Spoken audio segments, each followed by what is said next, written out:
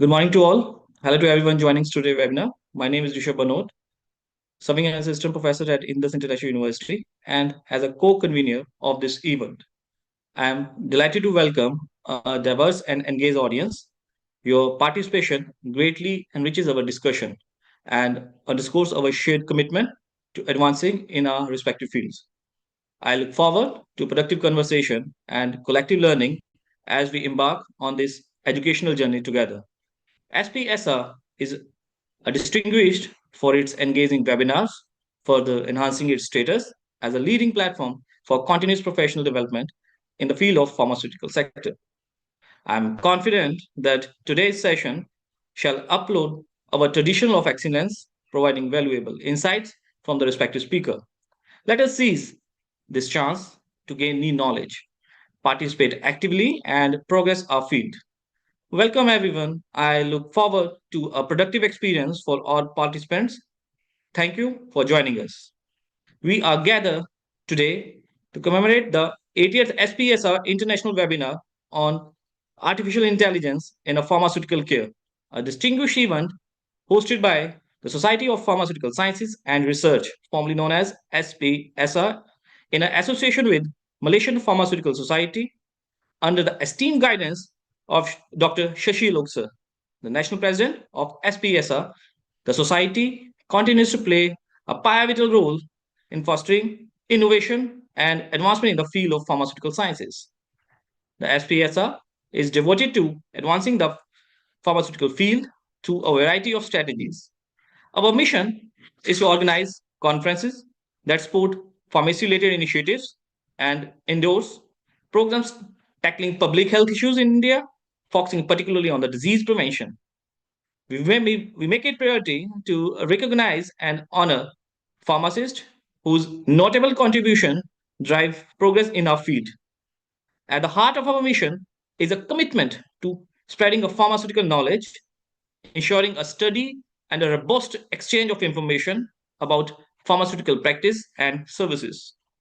By striving toward these objectives, we aim to elevate the quality and impact of pharmacy profession, fostering a proactive and collaborative community dedicated to excellence. It's a great privilege to introduce Professor Dr. Mohd bin Makmor Bakry, Dean and a Professor of Faculty of Pharmacy at Universiti Kebangsaan Malaysia, Selangor, Malaysia, as our distinguished speaker. Professor Bakry expertise greatly contribute to our event, providing substantial knowledge and insights. His participation is certain to enrich our discussions and expand exploration of artificial intelligence in a pharmaceutical care. We are grateful in his engagement and anticipate an enlightening session. It's our privilege to introduce Mrs. Monika Sabharwal as a convener for today's webinar, who also serves as a founder and a national secretary of SPSR and the CEO SPSR periodicals. Her significant involvement and the leadership in the pharmaceutical sciences and research communities are indicative of her commitment to the field, and we are grateful to have her the guidance in today's session. I am very much pleased to invite Mrs. Monika Sabharwal to warmly welcome our distinguished guest speaker, Professor Dr. Mohd bin Makmor Bakry. Over to you, ma'am.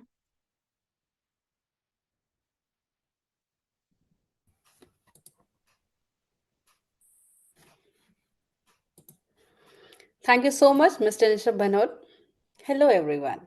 I am Monika Sabharwal, the convener of 80th SPSR International Webinar on Artificial Intelligence in Pharmaceutical Care. It is an honor to welcome you all to this prestigious event organized by Society of Pharmaceutical Sciences and Research SPSR in association with Malaysian Pharmacists Society. Today, we have the privilege of hosting an esteemed speaker, Professor Dr. Mohd bin Makmor Bakry Sir, Dean and Professor, Faculty of Pharmacy, Universiti Kebangsaan Malaysia, Selangor, Malaysia.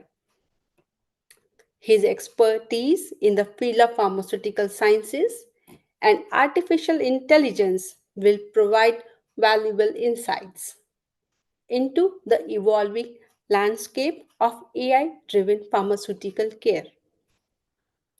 We are truly overwhelmed by the tremendous support with over 3,100 registrations from more than 25 countries for this particular webinar.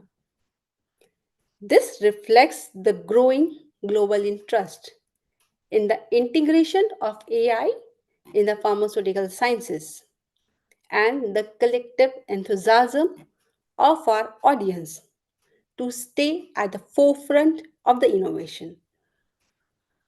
Today, we mark a significant milestone as we celebrate the 80th SPSR International Webinar.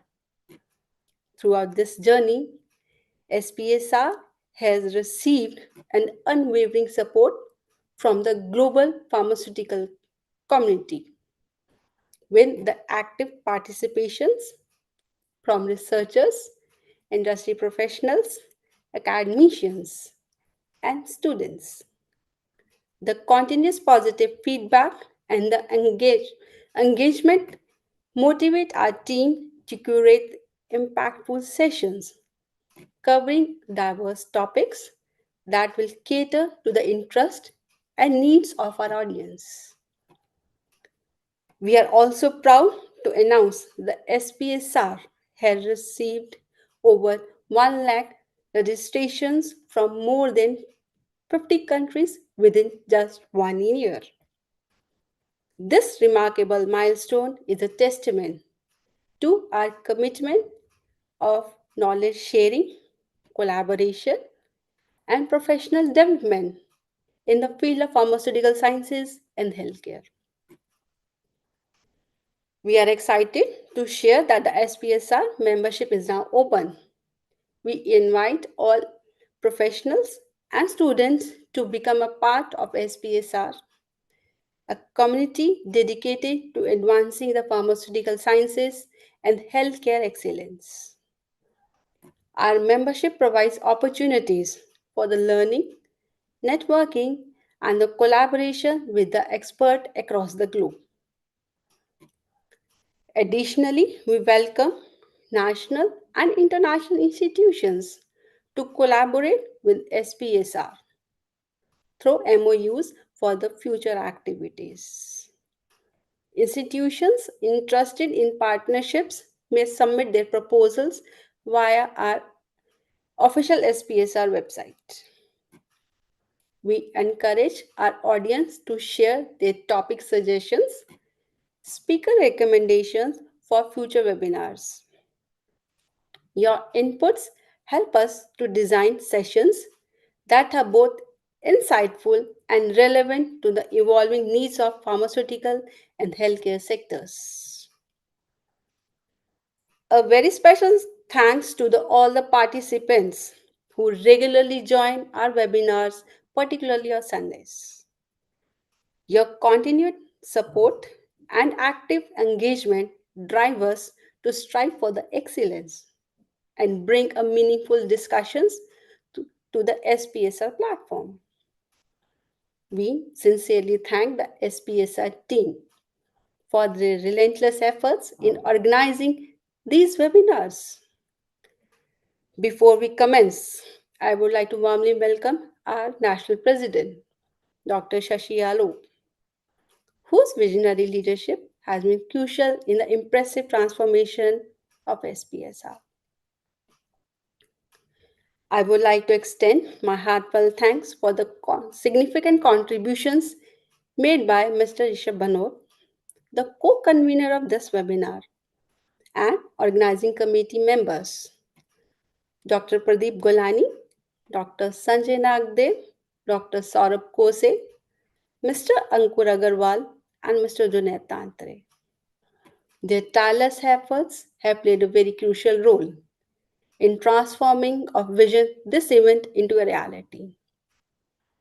Join SPSR vibrant community of over 50,000 pharma professionals actively engaging across LinkedIn, YouTube, Facebook, and WhatsApp. Let's connect, learn, and grow with the top tier webinars and very exclusive content. Do not miss out this unparalleled opportunity to elevate your pharmacy practice. Stay updated by subscribing to SPSR YouTube channel and enabling the notification bell icon for the instant alerts. Follow our journey in advancing the pharmaceutical sciences that will benefit the society. Let us now look forward for today's session. I am confident that Professor Dr. Mohd bin Makmor Bakry sir talk will be rich learning experience for all of us. Thank you for being with us, and I hope you will find today's webinar both informative and inspiring. Over to you, Mr. Rishabh Banod. Thank you, ma'am. I really appreciate Mrs. Monika Sabharwal, ma'am, granting me the opportunity to present this webinar. And now we shall start with a short introduction to our uh, esteemed guest. Let me have the privilege to go through the profile of the esteemed guest. Professor Bakri is a distinguished academic and a researcher in the field of clinical pharmacy and a pharmaceutical care. He is currently the Dean of a Faculty Pharmacy at Universiti Kebangsaan Malaysia, a position he has held since 2020. Dr. Bakri holds a bachelor degree in the pharmacy from Universiti Kebangsaan Malaysia, a master of clinical pharmacy from University Sains Malaysia, and a Doctor of Philosophy in the Medicine and the Therapeutics from the University of Glasgow, Scotland, UK. He also completed a research fellowship at the Epilepsy Research Unit, Western Infirmary, Glasgow, further strengthening his expertise in a clinical pharmacokinetics and pharmacogenomics. With a career dedicated to pharmaceutical education, research, and the patient care, Professor Bakri has been a pioneer in a clinical pharmacy training in Malaysia. He is a founder of Clinic Pharmacy Simulation Laboratory, established in 2009, which has transformed experimental learning from our pharmacy students. His contribution to curriculum development has been instrumental in advancing pharmaceutical care, medication adherence strategies, and treatment optimization. Professor Bakri has been recognized with several prestigious awards, including the Malaysian National Academic Award 2017 for the excellence in the health, science, and education, the Malaysian Higher Education Rethinking and Redesigning Award 2017, and the Malaysian Pharmacist Society Outstanding Pharmacy Award 2024. He has published over 100 research articles in reputed journals and has delivered more than 50 invited talks at both national and international conferences. As a leading researcher, he has successfully led various research projects with a total funding of value exceeding 2 million Malaysian ringgit. He has also supervised more than 39 master and 35 PhD students, contributing significantly to the growth of pharmaceutical research and innovation. Beyond academia, Professor Bakri serves on a numerous national and international committees, including the Malaysian Drug Control Authority, Pharmacy Board of Malaysia, National Medicine Policy, and the Association of Asian School of Pharmacy. He is also the chair of the Recognizing and Pharmacist Registration Committee and a co-chair for the education chapter of Malaysian Pharmacy Society, demonstrating his leadership in shaping pharmacy education and practice. With his vast expertise and dedication to the clinical pharmacy and pharmaceutical education, Professor Bakri continues to make a significant contribution to the healthcare and academic sectors in Malaysia and beyond. It is with a great satisfaction and a pride that we declare that we have exceeded 30, 3,100 registration globally, showcasing an impressively diversity of countries. A significant attendance is noted from the nation, including India, Algeria, Azerbaijan, Bangladesh, Burkina Faso, Canada, El Salvador, Ethiopia, Germany, Indonesia, Kenya, Malaysia, Nepal, Nigeria, Oman, Pakistan, Philippines, Saudi Arabia, Syria, Sudan, Tanzania, UAE, USA, and Zambia. We are deeply moved by the substantial and varied responses we have gained.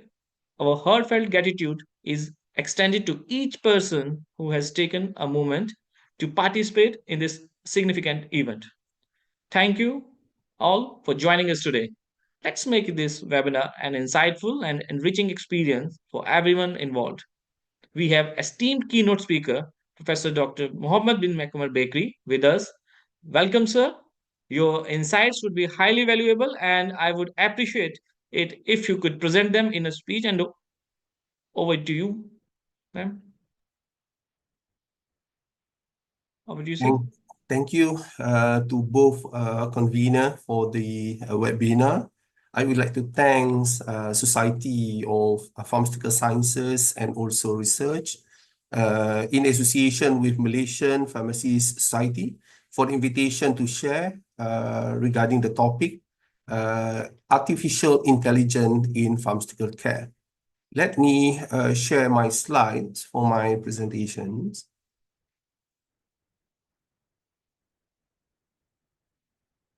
Okay, so the topic that I've been invited to share is, as I mentioned, about artificial intelligence in pharmaceutical care. So I'm from Faculty of Pharmacy, Universiti Kebangsaan Malaysia. Just a little bit of disclaimer before I start, because people have to understand what is my background. I think the convener have introduced me. So the presentation may be biased towards the application of AI in pharmaceutical care, obviously. And everybody have to note that I'm not an expert in computational science. So about the algorithm of AI is not my expertise. Yeah. Okay, so a little bit of introduction about UKM. I just would like to share everybody. If you wish to collaborate with us, you are welcome. So at this moment, for world ranking, we are at position of 138. So we are comprehensive university, but I'm from the Faculty of Pharmacy, which are located in the Kuala Lumpur, where the Twin Tower is located. Okay, let us go to the topic that we'll discuss. So these are the content of my sharing. We'll talk about description of artificial intelligence. Then we'll go for historical development of AI. Then we'll look at what is the relationship between AI and also pharmaceutical care. Then we will review a few studies related to AI and also medication management, adverse drug event, precision medicine, and also clinical decision making. And lastly, we close the presentation with challenges and also ethical consideration with AI. So I think everybody are aware, if you just Google, you'll be able to get these information. So basically, AI is very important in the progression of pharmacy in the future. It can help in various ways. For example, in personalized medicine, obviously, that we'll discuss later, medication adherence, pharmacovigilance, supply chain optimization, and also drug discovery and also development. But because of my expertise is from care, I will not touch so much on drug discovery and development and also supply chain. But the others I will touch here and there. Okay. Let us look at the definition of artificial intelligence. It has been defined as AI is a technology that enables computer and machine to simulate human learning, comprehension, problem solving, decision making, creativity, and autonomy. So it sounds like the AI can replace us, right? But at this moment, the creativity or the technology is not up to what we call a super level where the AI can think by itself. At this moment, most common, it depends on the training being given by whatever data that the human supply for the computer to learn and try to mimic the human thinking. So it will depend how much input being given to the computer so that the computer can think somewhat like human. So maybe there is a missing here and there. So the levels of AI thinking may not be at the level of human thinking yet. So another, it's quite interesting to see one type of questions being given by one of a very popular computational scientist, Dr. Edgar.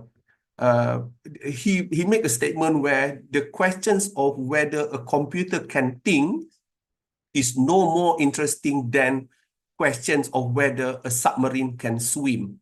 Try to imagine you throw a submarine into a sea. Do you think the submarine can swim by itself, or somebody have to drive the submarine so that it can swim? So similarly with AI at this moment. So these are the brief history of AI. So it starts since 1950. Start with British mathematicians, Alan Turing, proposed a test for machine intelligence. So it tried to mimic either a machine can fool humans in thinking it is human, then it has intelligence. So if the computer cannot what we call that fools human, then it might not be at the levels of AI yet.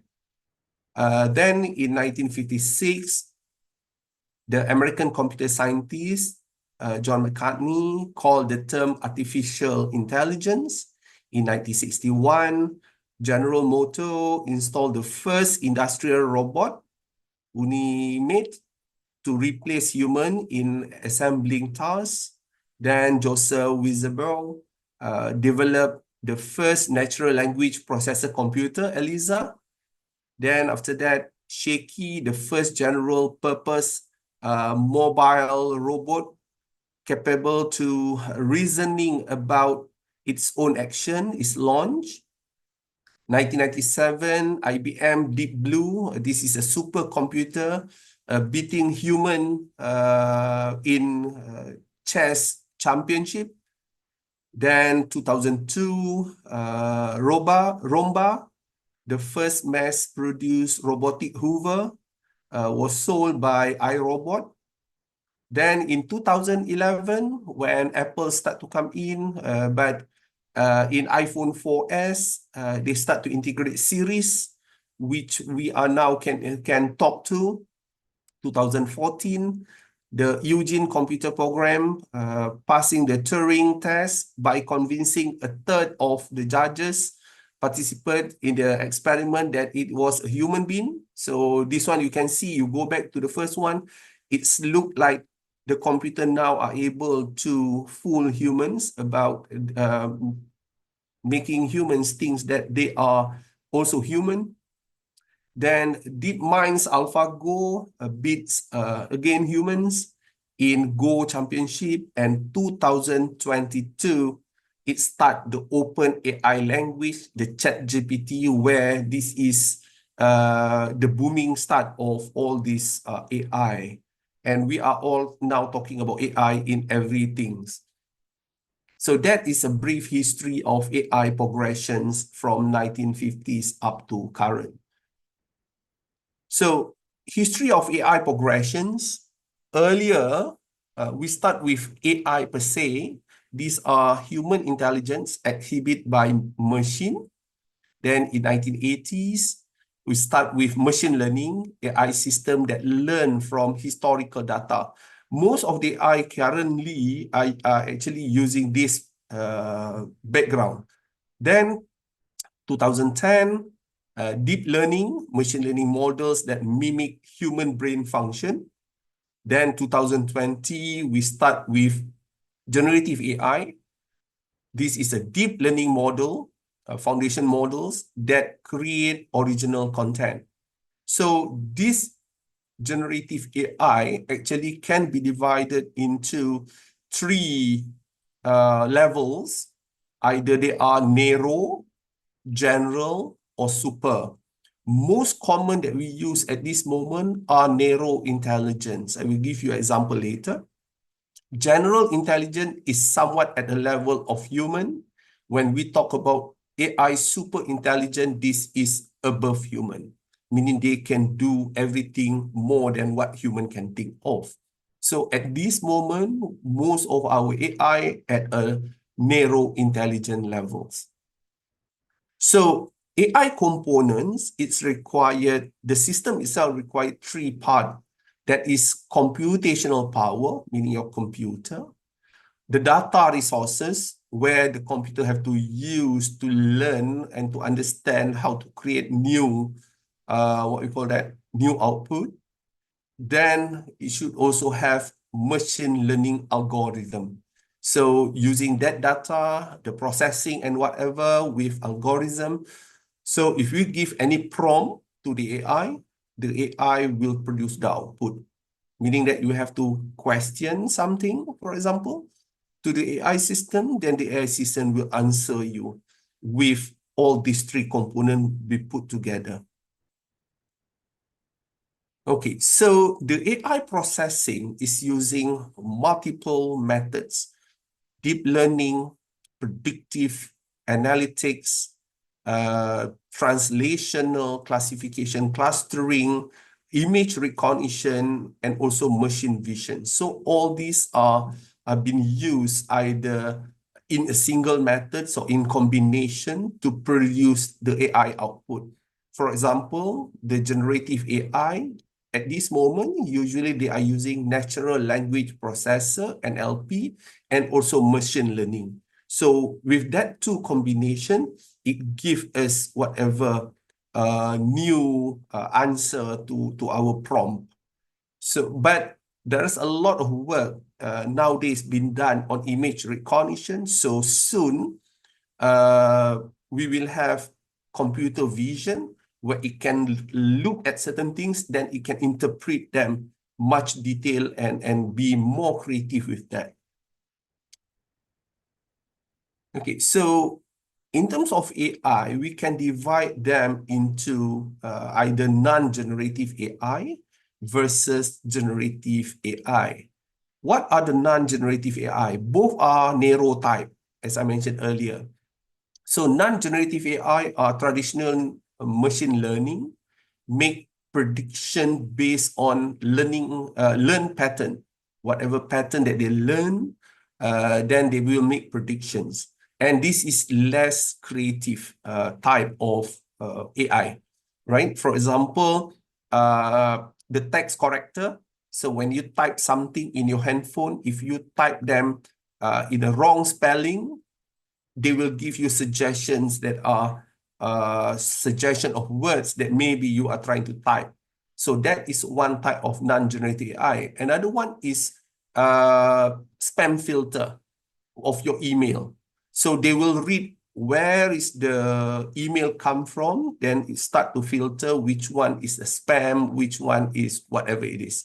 You know, so it will put it either in the spam folder or your main folder. The generative AI, in other, what we call that, meanwhile, the generative AI is a much more creative type of AI. It uses large language model or generative adversary network. This create entirely new content, text, image, audio, and video. So these are the popular ones that currently we are using. For example, here are ChatGPT and Microsoft Copilot. So these are generative narrow AI. So this is the two different type of AI. So we have both have different function and also capacity. So when we talk about ChatGPT, these are generative AI, obviously. Generative pre-trained transformer. So it can generate original responses. It using internet and other content up to actually some reading. When I read, it says it used data from 2021 to train the algorithm. But the ChatGPT can capture any new data to be presented to you when you prompt them certain things. But they are using quite an old data to train the computer. And it uses neural network architecture. So this is the most popular one, ChatGPT, obviously. But we also have others, AI tools that are available, either freely available, or you have to pay certain subscriptions. For example, Google Gemini, Microsoft Copilot, Jasper, Meta, ChatSonic, and so on here. So every one of these have a different purpose, different usage. So you might want to try this also when we go a bit later regarding pharmaceutical care. So building AI system and also pharmacies. This is the first figure that you see in white color is the ideal scenario that we hope this is the best to develop AI. Obviously, the development will start with design and develop of AI system to support decision making by AI designer and also developer. So they will see based on body of expert knowledge, what are the data domain and whatever, what is the data input to the system for the decision making, right? So this one, the A part is how AI developer identify unfairness and bias in the data. So these are the questions that need to be asked for a good AI to support whatever services that we want to run. If it is pharmacies, then this is the question about pharmaceutical. How an AI system user experience might impact decision maker to reach decisions. So these are the questions that the AI designer and developer have to think of. Then when we reach in the middle part of it, make decision that might affect other people, this is decision maker. So meaning this is where the pharmacist may be, right? So this is where the pharmacist may be. So the B is how can decision maker be aware on how the AI system impact his or her decision. So this decision maker, when they want to make a decision, actually how much they really can trust whatever decision been made by the AI system. So that is a big question. How can decision maker be aware on how their decision may affect others? That is also, as a pharmacist, obviously you need to think about that. And can XAI provide part of the awareness? Is explaining enough to provide awareness. The XAI is an advanced level AI where this AI can also explain, or the XAI is actually explainable AI, meaning whatever decision been made by the AI, there is also explanation why the decision been made as such. At this moment, what we are seeing in AI is the black box phenomena. The black box phenomena meaning that when we ask the AI certain things, it will give you the output, it gives you the answer, but you never know how the AI give you that answer. What are the considerations that been taken by the AI system? So these are the questions that need to be clear so that we can trust the finding much better.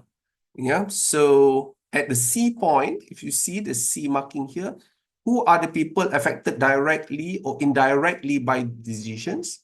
What are the main factor in the decision? Would changing a certain factor have changed the decision? And why did two similar loop cases get different decisions? So if you look at this figure, the one that I marked with star, in red star, is actually where there is a what you call it, a big role or function of pharmacist there. Because here you can see there is a body of expert knowledge that is required. What are the things should be considered when making decisions, and that have to be input to the AI designer or developer when they develop the, what we call that, the algorithm. Sometimes there is a lot of factor, but we also have to think which factor is the dominant one, which one a less important one, and whatnot. So which consideration have to be taken, what is the weightage of this consideration have to be performed by the algorithm.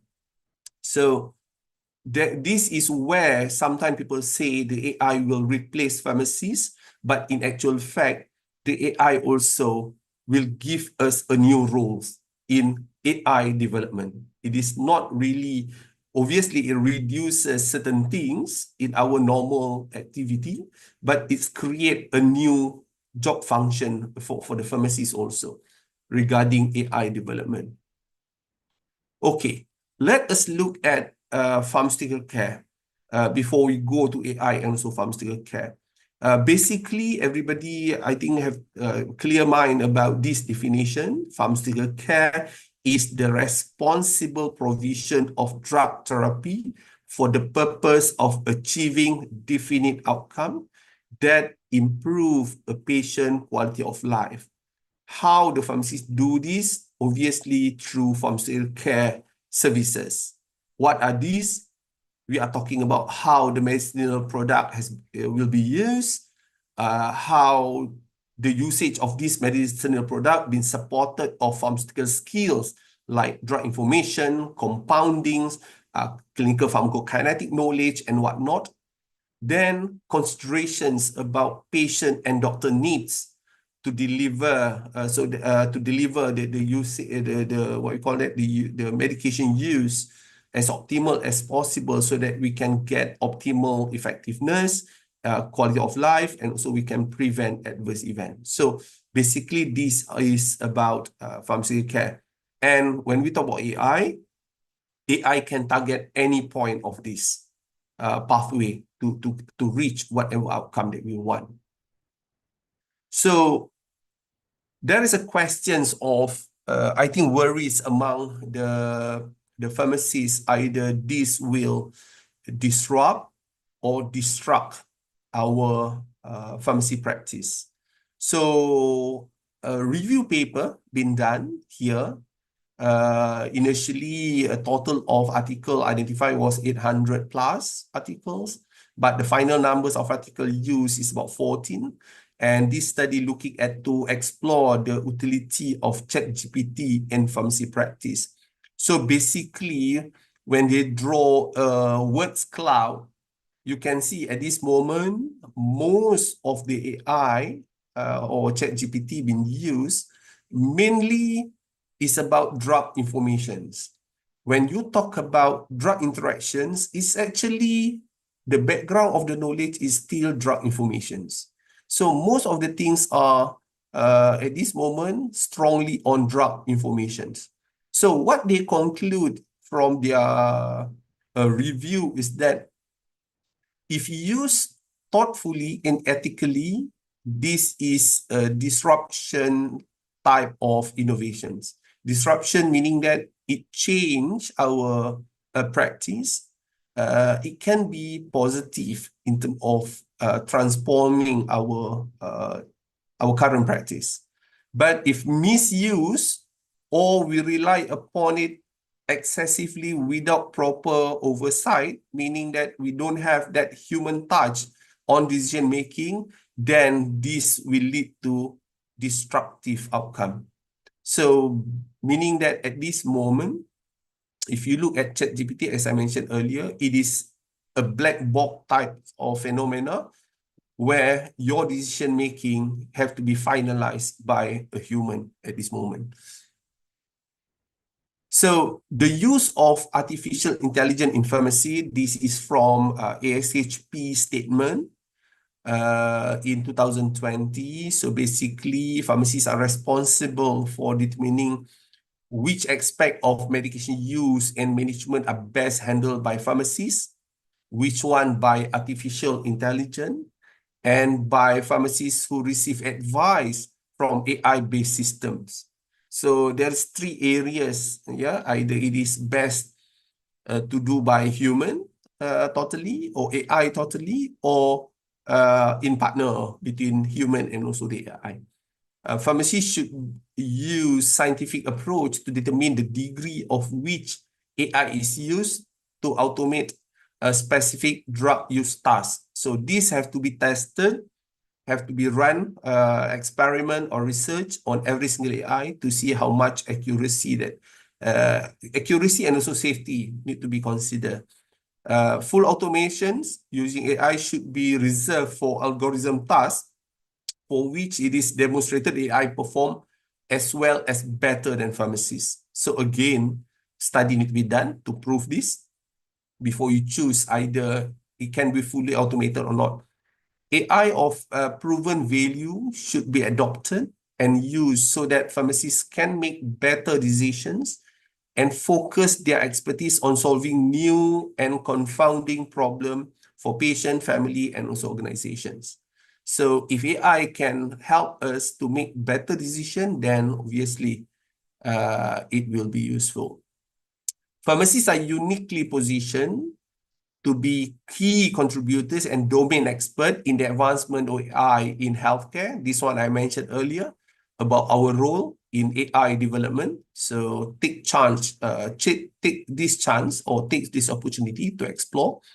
Pharmacists should lead the design, implementations, and also ongoing evaluation AI-related applications and technology that affect medication use, process, and tasks.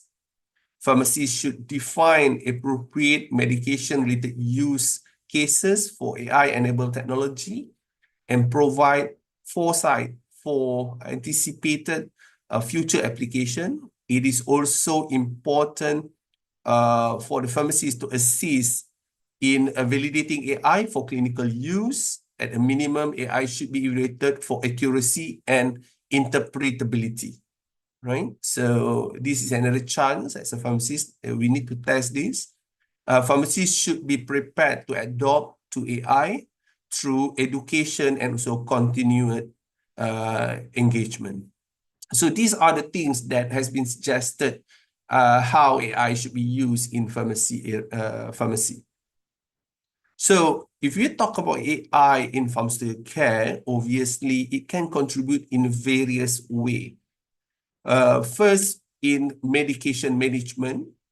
So AI can optimize medication therapy management by analyzing patient data to recognize the most effective treatment, dosage, and also schedule, for example.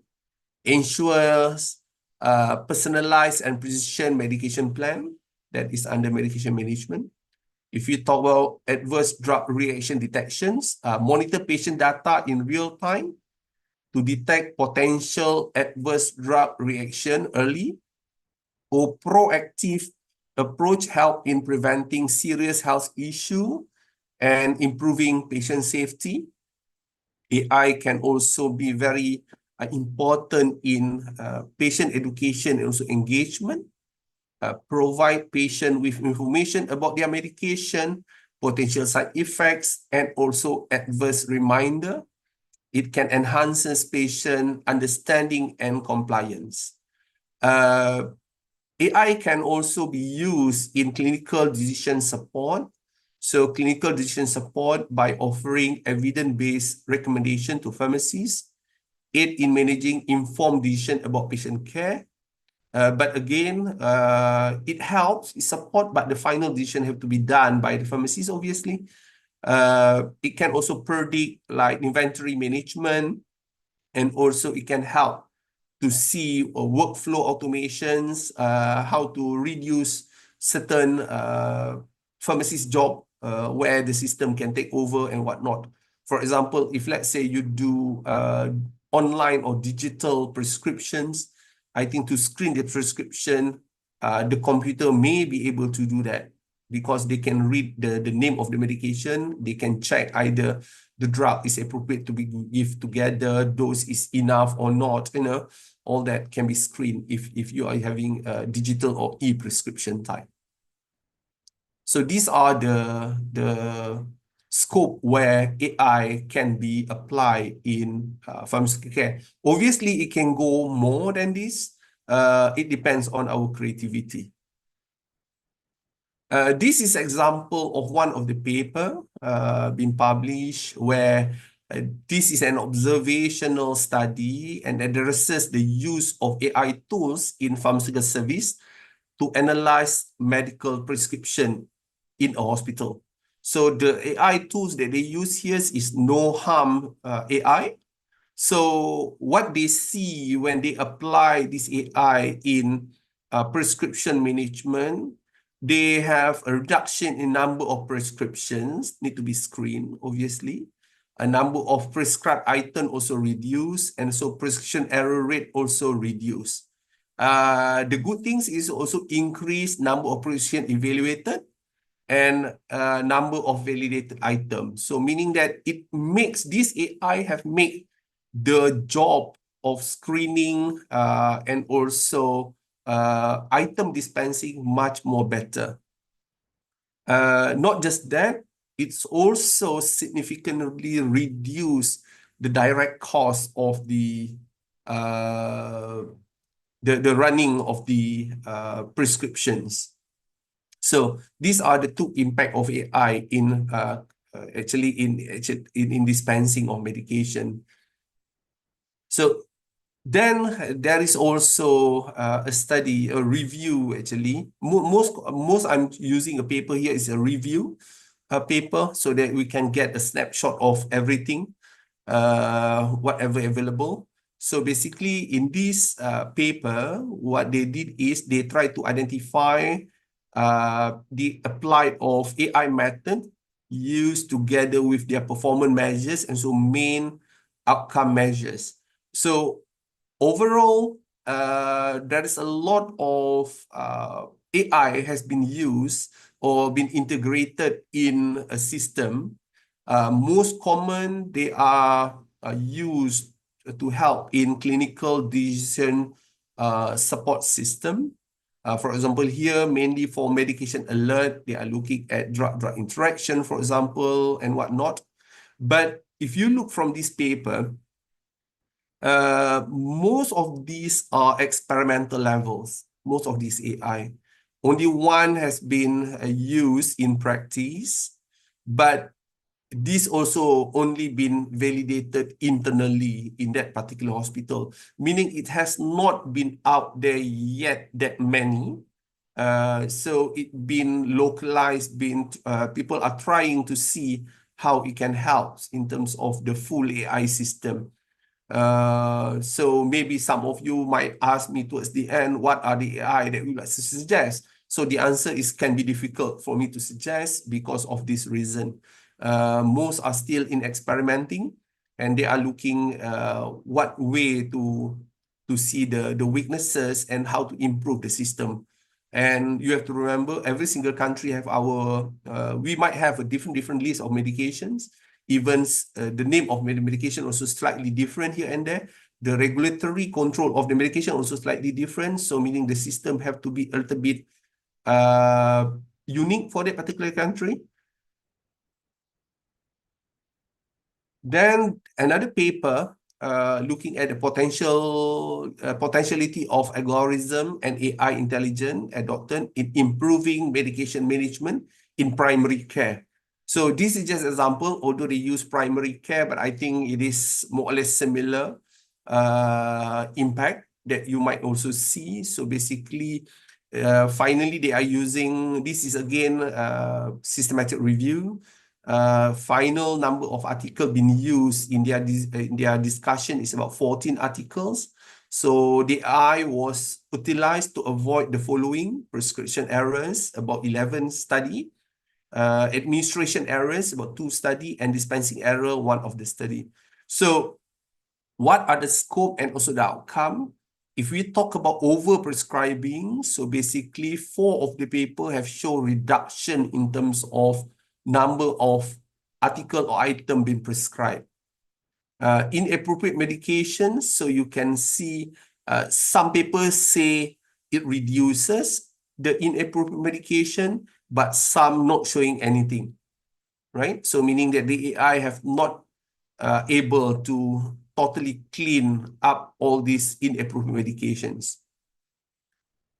In terms of drug interaction, only 2 papers both show reduction in drug interaction issues in the prescriptions. In terms of risk of injury, this is about adverse drug reactions. In both, there's two papers on this, and both also show reduction in the risk of ADR.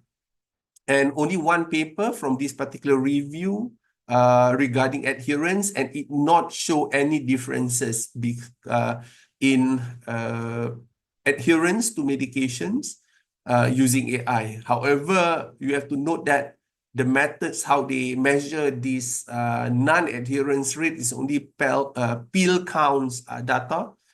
So this can be argued or need to be tested again, obviously.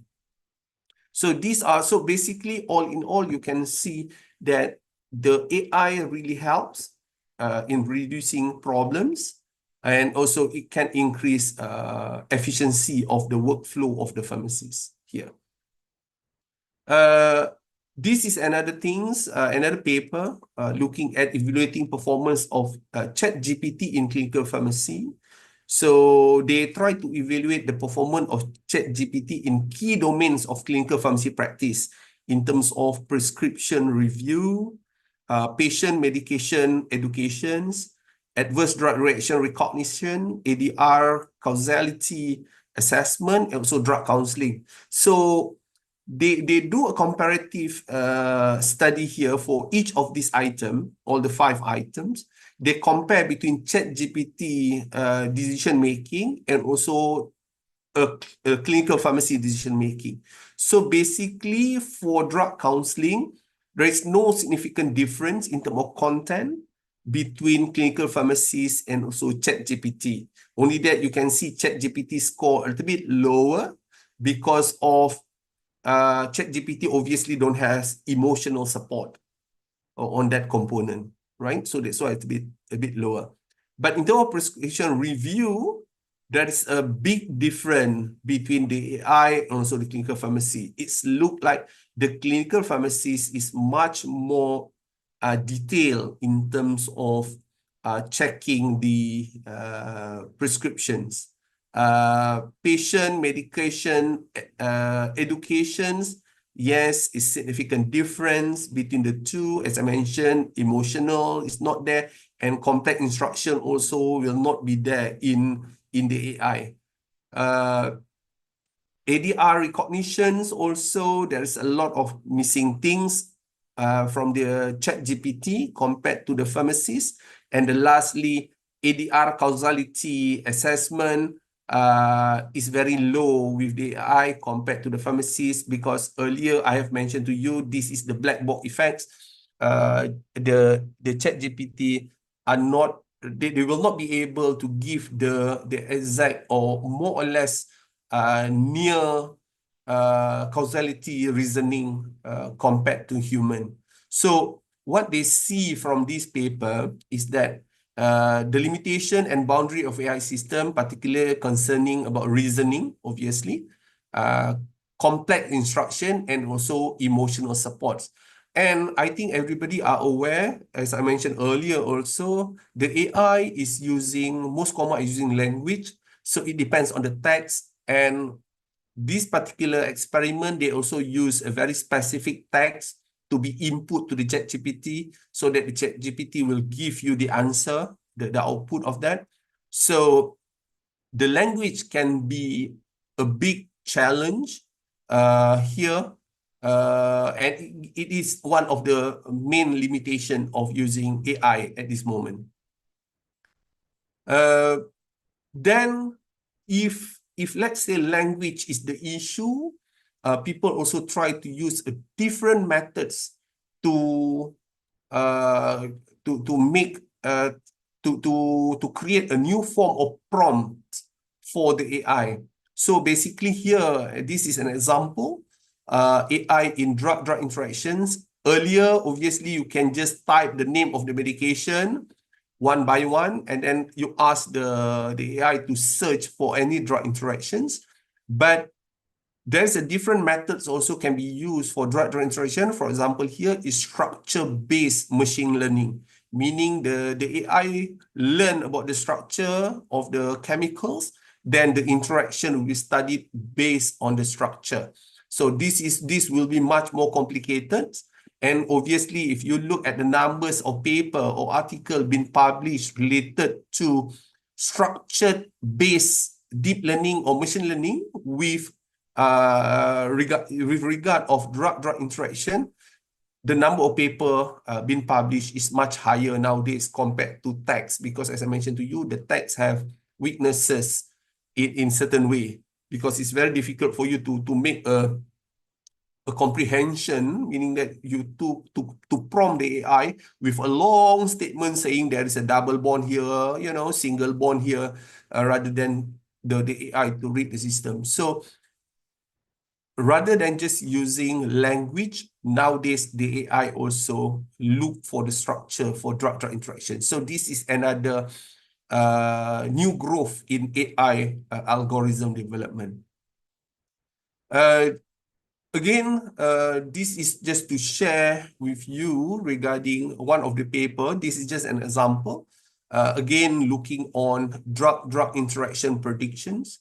When we look at, as a human, when you talk about drug-drug interactions, you as a pharmacist, usually we compare to the normal knowledge or the common knowledge that we can, whatever we can remember. So let's say A drugs combined with B drugs. So what will be the interaction? Usually we click with the most common interaction pathway. But the nice thing about AI is that you can put in or read or refer to any established database regarding the activity of that particular drugs and try to match any cross-link between these two in terms of pathway of activity. For example, here is just looking at two agents, nabiximols with glucosamine. So the question is, will these two things interact or not? So the known pathway is between nabiximol and also glucosamine is the pathway of cytochrome C19, CYP2C19. That is a known pathway. So basically, in our usual mind, we will say, oh, either it is increased in metabolism or reduced in metabolism. But in actual fact, the effects of these interactions is beyond just with the cytochrome CYP2C19. You can see it can also interact with others, either cytochrome, drug receptor, and whatnot here. And it gives you a variety of reactome. The reactome is in the blue color. The blue color is actually the output of the interactions. So from just as simple as we think it is just on the cytochrome 2C19, either it increase the activity or reduce activities, but in actual fact, it can give you more type of interaction. So this is the powerful part of the AI. But the most important things is when the algorithm been done, all this knowledge have to be there. So this knowledge input on the AI model by the decision maker or the pharmacist is very, very important. So if the AI developer don't have this clue that the interaction can occur in various target and each target can have various reactome, so the AI decision might not be that accurate. So there is a lot of function of us in this AI algorithm development in terms of knowledge as a pharmacist. Okay, this is an AI decision support. This is another simple experiment been done where they give the AI to categorize 13 simple cases, 13 complex cases, 13 very complex cases. They test in terms of drug interaction, position in recommending alternative, and also appropriateness in advising management plan. advising management plan. So these are the two things. And they are using threshold of 70%. Threshold 70% meaning that if the AI can give a correct answer, 70%, then what the human can give, then they assume that is as successful. So basically, ChatGPT managed to separate all these 39 cases, all the 13 accurately. So it is 100% success rate in terms of identifying drug interaction, medication adjustment, and also medication management. So you can see there's a lot of accuracy in this. But again, the threshold being used in this paper is only 70%, meaning that there is error being allowed here is about 30%, or a wrong decision being made about 30%. So this is where the pharmacists have to be there also to try to fulfill all these gaps in terms of decision making. So all in all, from this paper, you can see how nice the AI can help the pharmacists in decision making. So what more interesting regarding AI in the very near future, this is very, actually, sorry for the typo, in the very near future is that, as I mentioned earlier, in the current AI is we have to prompt them with text. Most common with text. We give them an input, the prompt, then it gives you the output. Ideally, all these prompts should be integrated directly from the machine to the AI system. Meaning that, for example, whenever people key in any information, it's extracted. Wherever the data come from the lab, it will be extracted to the system. And the system will integrate and read them and then interpret and then give a solution for certain things. So ideally is that. So in the near future, it might be there. So every single system, there's a lot of study being done on this connectivity. And much more interesting, it also will cover not just text, but it is unstructured things. Any things that people can see, visual data and whatnot, any signal, for example, X-ray, any imaging, ECG reading, the computer will interpret by themselves and then feed them into the AI algorithm, and the algorithm will try to suggest what is the best.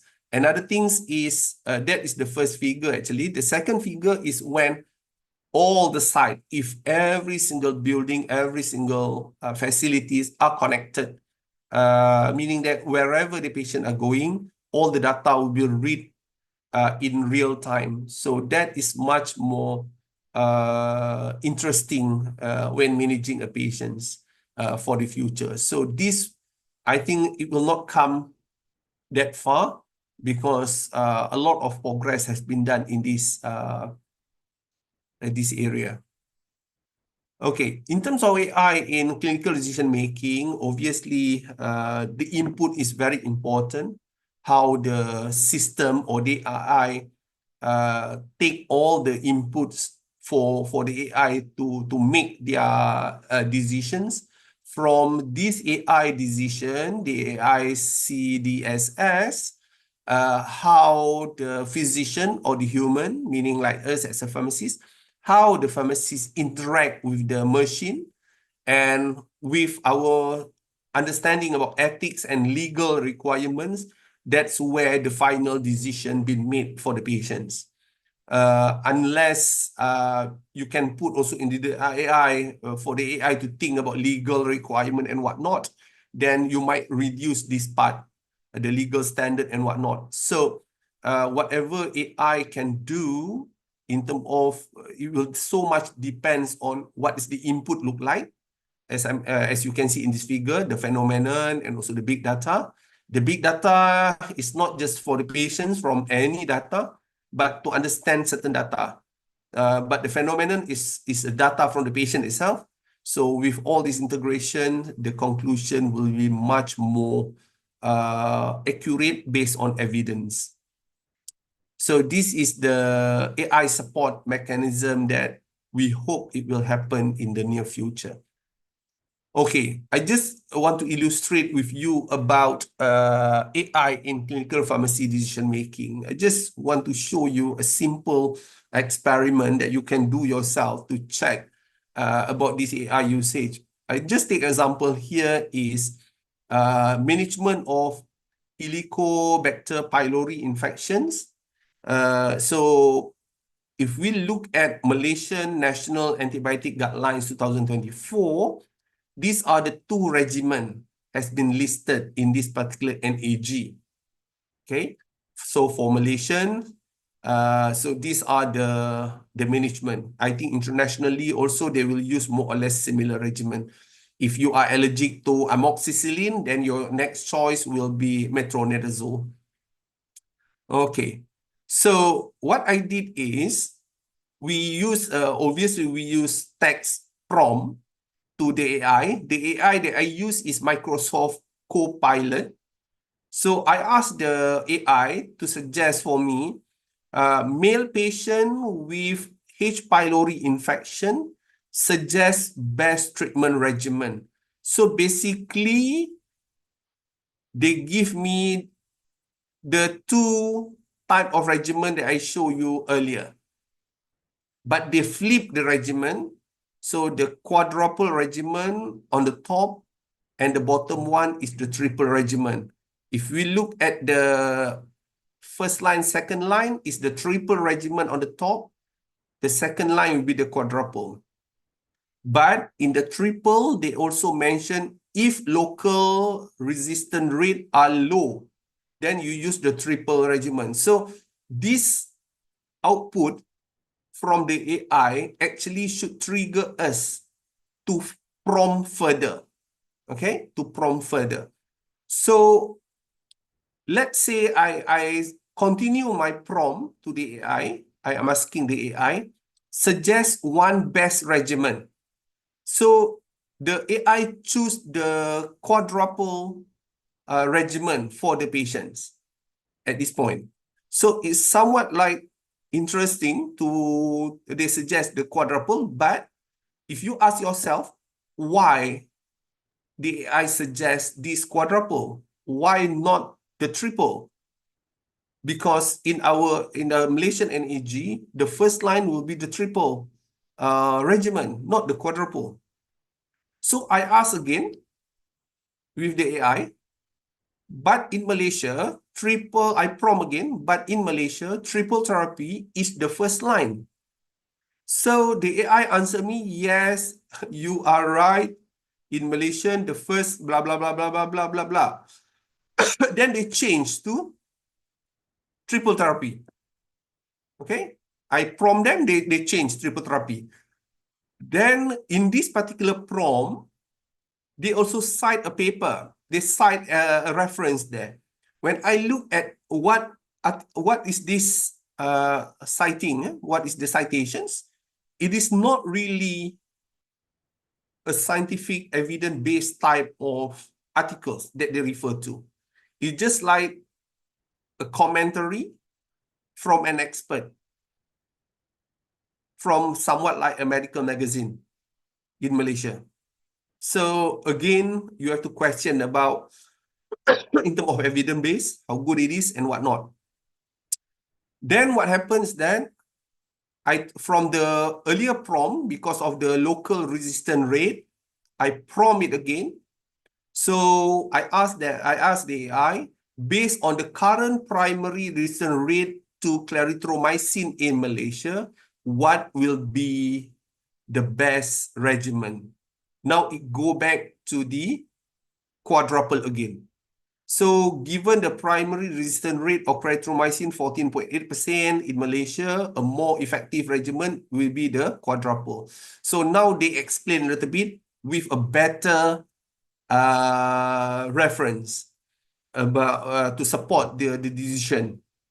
So what I'm demonstrating here is that whatever outcome that the AI suggesting to you will depend so much on what is your prompt. If you are not really good in terms of your prompting, then you might be having problems. in whatever decision been made by the AI to support your final decisions. So these have to be aware, and we have to be very careful about this. This is another experiment that we try with the AI also into our pain management. So again, we play with the language. So again, we use Copilot here. So the first prompt is a 55 years old female with breast cancer having severe pain. Suggest one analgesic agent with complete dosage regimen for these patients. So it suggests morphine. Initial dose is 10 to 30 milligrams. Okay, so that is the suggestions at this point. When I prompt again, now I change the severe pain into pain score of 8, still morphine, but now they mention in the prompt is immediate release, but the dose of starting a little bit higher, 15 to 30 milligrams. See, 15 to 50 milligrams. Then I re-prompt again. I use a different prompt. I restart again. I prompt again with the same characteristic. Only that I change pain score of 6 and crying. So with these two information, so they write here, there is also emotional distress. Then it gives me the dose of 10 to 30 milligrams again, similar to the top one. So you can see here, how we prompt is very, very important, as I mentioned in the language, because of that is the weakness of the AI currently, because they are using this language, and the language can be defined in the different way. If we talk about severe, how I look severe and the second person look severe can be different, but AI will take it more or less similar. Even if you look here, the pain score of 8, actually in the definition of pain score 0 to 10, 8 is intense, 9 severe, and whatnot to 10. So this is intense, but why the dose is higher than the first one? So that is a question need to be asked. So it depends on your, that's why I mentioned to you, the pharmacists have to be still there to make the final decision to see either whatever suggested by the AI is something can be straightforward applied to the patient or not. So this is a bit of AI and also precision medicine. So obviously AI can help a lot in pharmacogenomics. If you talk about pharmacogenomics, there is a lot of input, a lot of genotype, phenotype, haplotype, and whatnot. And there is a lot of interaction between genes this and genes that. For us to identify that just by visual or by a person thinking, it takes time to make decisions. So the AI can help in terms of make things much more faster, much more simplified. Only that we have to be aware, all this AI will depend on the statistical data that been put into the system. You have to remember when we talk about pharmacogenomics, most of the experiments are not that huge and most are a bit retrospective. Not much been tested prospectively. So if it is based on statistics itself, we only allow error type 1 and type 2 in the statistics. All that can contribute in terms of how much accurate the AI can perform. And when we talk about pharmacogenetics, sometimes the mutations groups that having problem with certain characteristics may be too small. So statistically, it is significant and it is interesting to look. But if you look at the populations focus, it might not be something interesting. So that have to be aware of when we talk about AI and also pharmacogenomics. So this is just another example of how pharmacogenomic-driven decision support prototype with machine learning are developed. So this is to assess the integration data framework, combining electronic health record data with relevant element of genetic data and decision support based on predictive to improve prediction of preventable adverse event. So basically, if you look at this figure, the yellow color where the true the true issue happened, and also the label also mentioned that is happening. Meaning that the true things happen, and also the predicted also say it is happening. So that is the yellow color. But if you see this one, the 73, the true labels show nothing. The predicted also show nothing. This is very little. And it is blue color. We hope this box can be yellow. So if this box is yellow, meaning that the accuracy of that can be much better in terms of what we call that predictions. So this is a summary of the data. So you can see, although they are using multiple input, try to predict preventable adverse event, including genetic markers. So basically, they put about HIV status, diabetes, cardiovascular, number of total medications, and also genetic allele. So basically, you can see the most significant discriminator here is only the genes and also total medications. That is the more. The total medication also very gray here. There is overlapping between blue and red color, meaning it is not really a perfect predictor for that. So basically, there is a lot of work need to be done about machine learning and also pharmacogenetics. So this is an example of the AI used in also in in precision medicine. So this is just to share another paper about the establishment about on interprofessional pharmacogenomics clinic.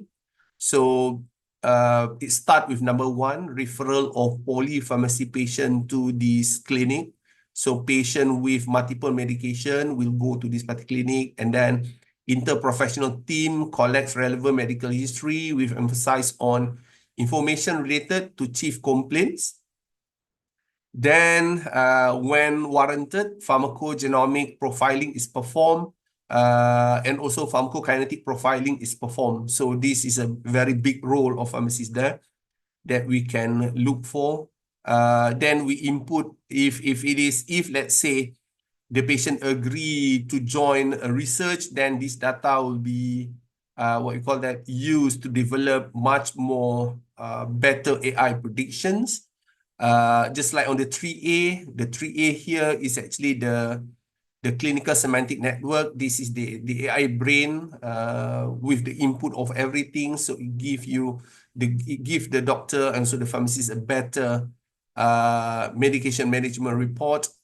And number 4, the medication management report citing complaints of potential pharmacological root cause and also suggested alternative medication and adjusted to drug. So basically, with all this input, the pharmacogenomic input, the clinical pharmacokinetic input, all the history taking, all the blood tests and whatnot, go into the clinical semantic network, then it gives us the medication management report where a lot of suggestion will be given by the system. This will be towards the end of my presentation. So there's a lot of things that I've shared with you that AI can help in terms of pharmacy practice in the future. But we have to be aware also using AI, there's a lot of challenges. For example, one here is data privacy and security. So health information is sensitive and a common target for data breach. So people love to hack this area. Next one is about bias. Biases in data collection used to train AI model can lead to biased result. So this is again, as I mentioned to you, what are the input being given to the AI? Is because we do not know how the AI is really thinking, what is the priority, what is their major focus on the analysis and whatnot before a suggestion being given. Data integration, overfitting can occur when the system learn irrelevant relationship between patient variable and outcome. So computer is garbage in, garbage out. Whatever you put, it will interpret them. Either it is important or not, it will interpret something for you. So some classification and clustering algorithm may produce very good accuracy when applied to a small amount of data. Just like genetic, just now I mentioned, when you key in anything about from the study, it look like very nice. There's a relationship, but when you go for populations, then it start to show differently. Even some data, similar mutations, you go a different population like Asian population versus Western population, it gives you a different response. That can also occur. Ethical concern, accountability of poor decision. So if let's say you just blindly take the suggestion by the AI and then implement them to the patients and suddenly wrong happen, so who will take the responsibility? Clinical implementation, lack of empirical evidence proving the efficacy of AI-based intervention in prospective clinical trials is the first barrier to successful implementation. So we require a lot of testing about this AI in real life. Patient safety, data collected from hospital are sometimes of poor quality or inaccurate, missing data point and whatnot. Remember, I mentioned about the direct connectivity between, let's say, from the lab system and also to the AI system.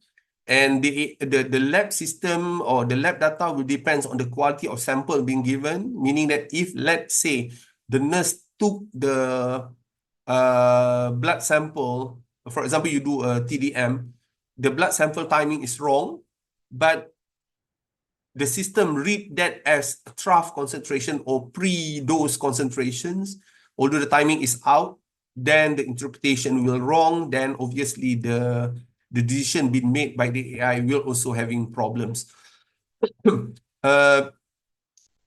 Social concern is about replacement of job on the healthcare worker. This is another thing. People are so scared to implement AI because they think AI can take over their jobs. So I think we also need to be very creative in terms of our education and whatnot. It is not just about doing routine things. I think the role of pharmacy have to be expand also. Not just about the patient directly, but now we also need to train pharmacists about how to contribute to AI development, alteration in clinical patient relationship, and also difficult associated with clinical integration and so interoperability. So this is several challenges in using AI in pharmacy practice. Okay, regarding ethical, another thing is about ethicals of AI-based decision-making support. So if you look at this figure from this particular paper, there is three models of how AI will be used.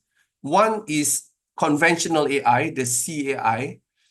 Conventional AI meaning that all the data be input to the AI, and so some research data also be input to the AI, and then this AI give a recommendation.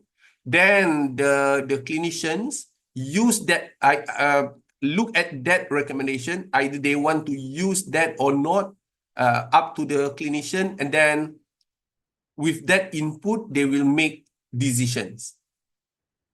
Another one is IAI. The IAI is integrative AI. The AI using all the inputs, similar input from the electronic health record and also all the research data. Then this input will be used by clinicians And then this input straight away been used partially or fully by the clinician. But the utilization of the output from the AI can be fully translated to patients or partially translated or whatnot. Compared to the conventional AI, the clinician can totally ignore the AI if they want to, or they want to use that. So up to the clinicians. But the last part will be the much scary part of the AI world, where fully automated AI-driven decision making, meaning that the AI straight away deliver decision and then patient apply that. So this is why I mentioned it's worrying, is that all the AI currently are open AI, meaning that the patient, the public, can also ask the AI what to do in terms of if they are having problems. And no expert opinion will be used. For example, if let's say I having chest pain, so I can just use Copilot, asking the Copilot, what can I do if I have chest pain? And then the Copilot will suggest me whatever it is.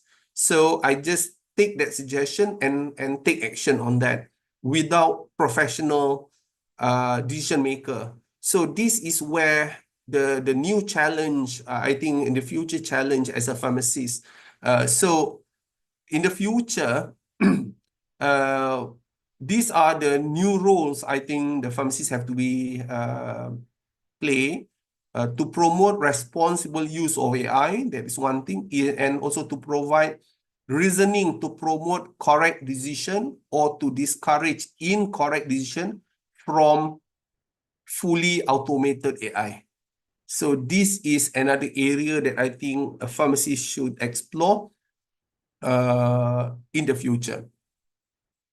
So obviously, AI is not cheap. There's a cost and also resources required for initial integrations to the system.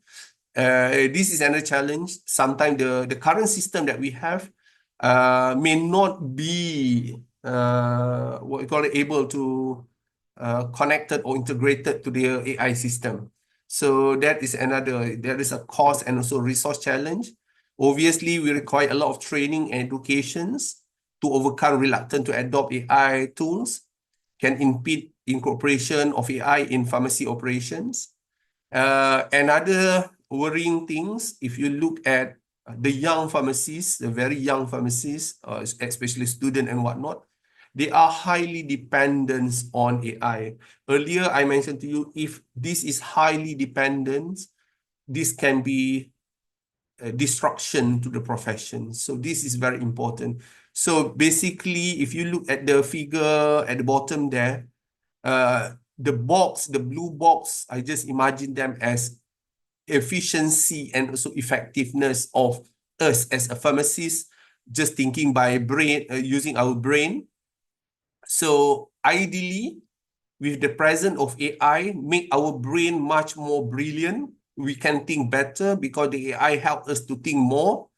With the support of AI, also be more creative, meaning that all in all, it can increase our efficiency and also effectiveness. That is ideally. But sadly, this is something worrying, as I mentioned earlier, high dependence. With the AI, people don't want to use their brain anymore. They just heavily dependent on the AI. So this either did not expand the efficiency and also effectiveness. Even it can drive much more lower efficiency and also effectiveness. So this is something that need to be think of regarding using AI in our pharmacy practice. So that's about the content of my presentations.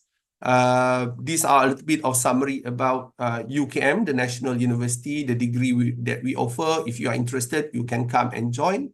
So as a take-home message, AI is transforming many aspects of healthcare.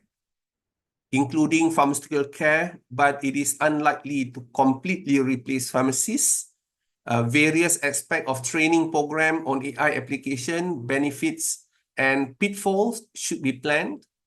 Pharmacists should contribute their expertise in AI tools development and use scientific approaches to determine the degree of AI usefulness, and be aware with the challenges and also issues related to AI in healthcare, which may also create new roles for pharmacists.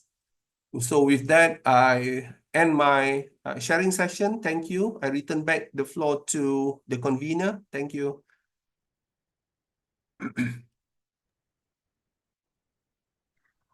Thank you, Professor Bakry, sir, for delivering such an insightful and engaging lecture on artificial intelligence in the pharmaceutical care.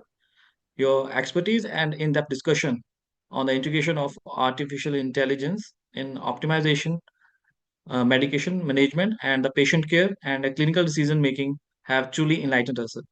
The practical application and future possibilities you highlighted today have provided us with a new perspective on involving the role of AI in the pharmacy. We sincerely appreciate, sir, the time and the effort you dedicated to sharing your kind knowledge with us. Thank you once again for your invaluable contribution to our 80th SPS International webinar, sir. Before going to questions, sir, as we know, sir, most of the nation are, allocating their budget to the artificial intelligence, sir.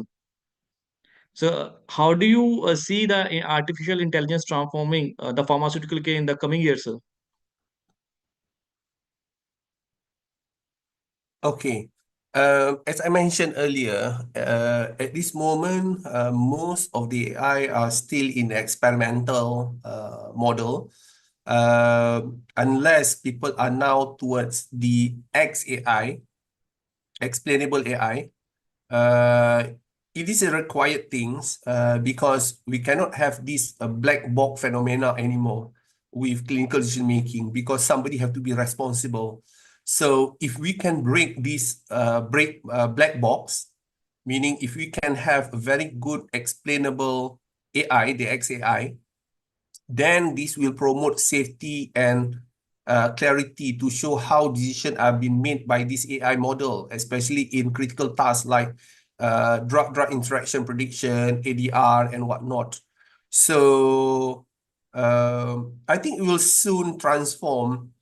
It can support us better in terms of how effective and how what you call that, how efficient we are as a pharmacist, because at this moment when we practice, it depends on how much you can remember and then how fast you can trace whatever evidence physically, obviously. Either physically or digitally, you still have to use physical because you need to click the button of your mouse and whatnot, but the AI can perform much faster with that, obviously. So I think it transformed very much in terms of the many things, as I mentioned to you, about the screening of prescriptions, stability of medication being prescribed for the patient and whatnot. So obviously, our job should be much more efficient. It will not diminish us, obviously. So that's my opinion about what's coming in the next future. Thank you, sir. Let's go to the another question, sir. So, what are the key differences between the generative artificial intelligence and the non-generative artificial intelligence in the context of pharmacy practice, sir? Okay. I give you just a simple example about what is generative and what is non-generative in the context of pharmacy practice. Simple system, just for example, simple system that are non-generative, like detect one or two obvious prompt for a common well-known drug interactions. For example, you key in the system, let's say you put warfarin, you put cimetidine, then it reads one by one, straightforward. So that is a non-generative AI, as simple as that. Like dosage regimen, for example, another one. If you key in something, let's say the dose is not within the normal range has been recommended by any of the local references of that country, then it trigger you a prompt say that, oh, the dose is not enough, the dose is too high. So that is a non-generative type of simple AI usually. So that is the non-generative one. The generative one is more complicated and sophisticated, obviously. It will use multiple prompt, meaning there is a lot of input. This one, that I think this is the one that has been experimental at this moment. Not many available in the market. So it's still in the process of testing.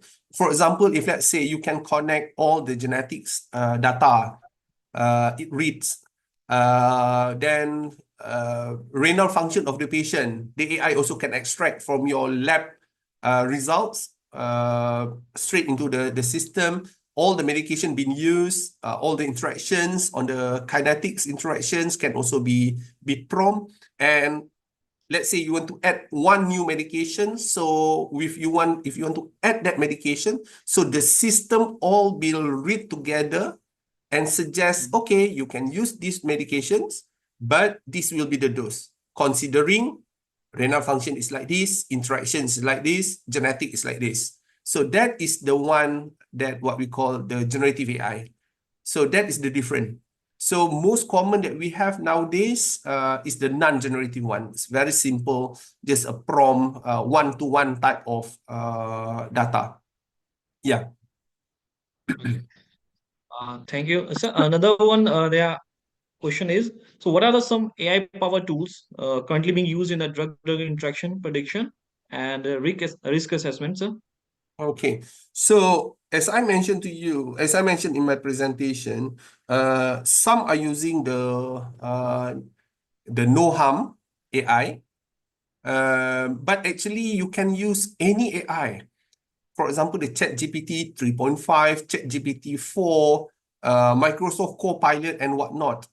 There is a paper published in Drug Health and Patient Safety regarding this topic about this AI, but it's a very simple study. They compare four types of AI: ChatGPT 3.5, ChatGPT 4, AI Copilot, I think. Another one is Google Bot. There is 4 AI being used. And then they link these 4 AI with 2 resources on drug interactions reference. I think one is Micromedac. Another one is, oh, I can't remember. One is a subscription tools and one is non-subscription tools. So, and they test. Obviously, all are not really perfect. So the accuracy in terms of the performance, what they mentioned in the paper is Microsoft Bing, or I think the Copilot, having almost 90% specificity and also accuracy compared to the others. The others, some go as low as like 37% accuracy into predictions. So again, when they use the subscription tools to compare, meaning that from the AI tools with a subscription reference, and also using the free drug info type drug interaction resources, they will give you a different accuracy. So I cannot just suggest which is the best. So you need to test what is available, meaning that you can test all these AI, but link them with the reference that you are subscribed to, because every single hospital have to subscribe with certain references and whatnot. And then you have to check how accurate. Then after that, you make a decision which AI tools that you should use, because each give a different percentage of accuracy. Right, sir. So far we have discussed, we have listened from you the role of artificial intelligence, in the future times, and AI powered tools. So what are the biggest challenges in implementing AI in the pharmacy practice? Especially the clinical settings, sir. Okay, right. I think this is somewhat similar to the last slide that I show you, but it's beyond that actually. One is data quality and security, because we have to remember the AI will depend on how much data input that we give to the system. So require large volume of high quality data to function effectively. So if let's say the data is so much privacy and whatnot, so we are not able to put that as an input to the AI, then obviously the AI will not function well. Because as I mentioned, medical record are highly sensitive record. So that is one issue, the data quality and security. The second one is regulatory compliance. Healthcare is highly regulated sector, and AI system must comply with all this. That is another biggest challenge. Even certain country takes ages to pass their online prescription regulations, you know. So similarly, this will happen also. Another one is integrating or the AI with the existing system, because it is not cheap. If you want to extract every single information automatically to the system, that can be very expensive. But for the AI to function, nothing much that you can do unless you have to hire people to key in manually all this information to the AI. But that one is defeat the purpose of the AI. So that is one thing that is very important, integration for existing system. And I think is gain trust. Both healthcare professional and patient may be skeptical about this AI, right? We are worried either, just like I show you just now, obviously we need to be worried. How they cite, where they get their evidence, we are not sure. The black box effects is again here. So pharmacy may fear job displacement, while patient may be concerned about privacy and lack of human touch. So that is gain trust. Then we have technical and interoperability issues. Ensure the AI system works seamlessly. The IT infrastructure have to be there. If the IT infrastructure is not there, then Yes. how? Yeah, it's very difficult. I think that is the main biggest challenge, I think, when people try to run full AI in the clinical settings. Yeah. So there is another question from the audience, but that's a bit similar to the previous one, but I need to take up. So how should the pharmacist be trained and effectively use the AI powered tools in their daily practice, sir? Okay. Uh, there is a few trainings that I think need to be planned for pharmacists. One is introduction to AI and machine learning. Before we can use certain system, we need to understand the basis of AI, machine learning, and how this technology works, so that you can really with what is required by the system. That is one. We need to train the pharmacists on AI applications in pharmacy, explore a real-world application of AI in pharmacy practice, such as medication management, personalized treatment plan, and also clinical decision support system. Like myself, when I teach my master's student in clinical pharmacy, I teach them how to use the prompt. Just now, remember I show you the example. So where is Yeah. the weaknesses? How much you can trust? How it plays, making your final decision with all this evidence. So that part you need to train people to have the belief on this AI. You know how much you can trust the AI. Another area that is interesting to train pharmacists in on data management and analysis. Learn how to handle and analyze large data set, ensure data quality, and use data in making informed decisions. So I think big data and also pharmacies have to be there also. Another thing is predictive analysis, using AI to predict patient outcome, medication adherence, and into potential drug interaction. Even we can also train the pharmacists on language processing, understand how AI can interpret or analyze human language to improve communication, also documentations. Just like I give you example just now in terms of the term severity compared to pain score of 8, pain score of 6 plus crying. So that three, how that three language make a different outcome and whatnot. So that is a training that need to be done. And the last, but is most important also about ethical and legal consideration of regarding ethical issues, patient privacy, and regulatory compliance in AI in that particular country. Because every single country have their own regulations, so we have to be very careful about this. So these are the area that I think pharmacists should be trained on. Yeah. Certainly, sir.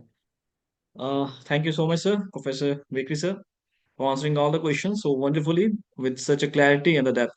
Your insightful, sir, responses have provided us with a comprehensive understanding of how AI is transforming pharmaceutical care. We truly appreciate the time and the efforts you dedicated to addressing each query, making this session highly engaging and informative. Your expertise and valuable insights have been incredibly inspiring, sir. Thank you once again for your remarkable contribution to our 80th SPR's International Webinar. Thank you, sir. So as we conclude our 80th SPR's International Webinar on Artificial Intelligence in the Pharmaceutical Care, we extend our sincere gratitude to Professor Dr. Mohd bin Makmor Bakry for sharing their expertise on this rapidly evolving field. Today's session has provides valuable insights into the integration of AI in the medication management, adverse drug reaction detection, clinical decision support, pharmacogenomics, and the patient engagement.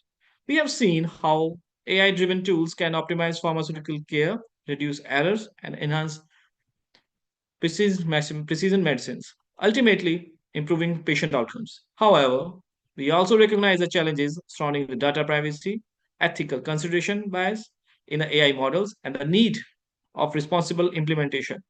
It is clear that the AI will not replace the pharmacist, but will augment their capabilities, allowing them to focus more on the patient centric care while leveraging AI for the better decision making. As the pharmaceutical industry continue to embrace digital transformation, the role of pharmacists in validation, implementing, and overseeing the AI-driven healthcare solution will be crucial. We sincerely thank all the participants for their active engagement and thought-provoking questions which made this webinar both interactive and enriching. We look forward to your participation in the future SPSR webinars as we continue to explore cutting edge topics in the pharmaceutical sciences. We are deeply thankful to Dr. Shashi Loksar, the National President of SPSR, for honoring us with his presence.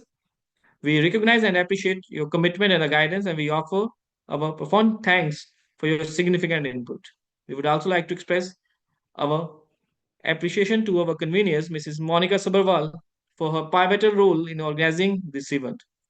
We also extend our gratitude to all the SPSR team members for their collaboration efforts, which will have broadened our understanding and fostered cooperating learnings. Your collective contribution have made this webinar a success, and we look forward to continue the collaboration in advanced pharmaceutical science and research. We look forward to your participation in the future SPS webinar as we continue to explore groundbreaking topics and foster knowledge sharing in the pharmaceutical sciences. Thank you. Thank you once again, and we wish you all the success in your endeavors. Have a wonderful day ahead. Thank you.